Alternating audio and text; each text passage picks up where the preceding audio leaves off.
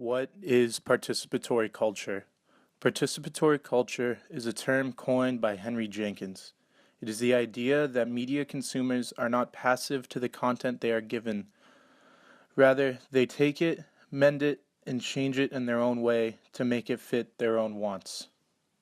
In other words, they are active with their content and evolve it into so much more, changing it from its original form.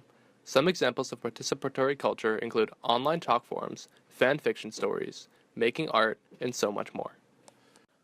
Think of how some television shows will ask people to tweet at them, Words of twisdom. And text them to how you vote, can text your vote from any wireless carrier. or ask for fan mail.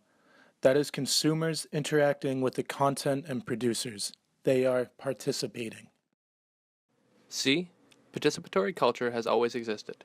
Jenkins was the first to recognize when it became a phenomenon with the rise of the World Wide Web.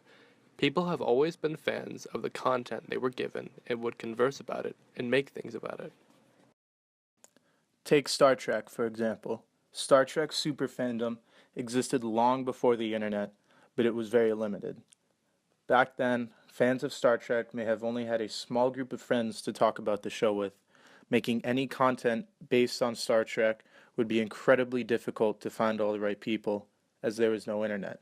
Conventions existed, and were popular, but they were not common, and were often a once-a-year occurrence for most people. That all changed with the birth of the World Wide Web.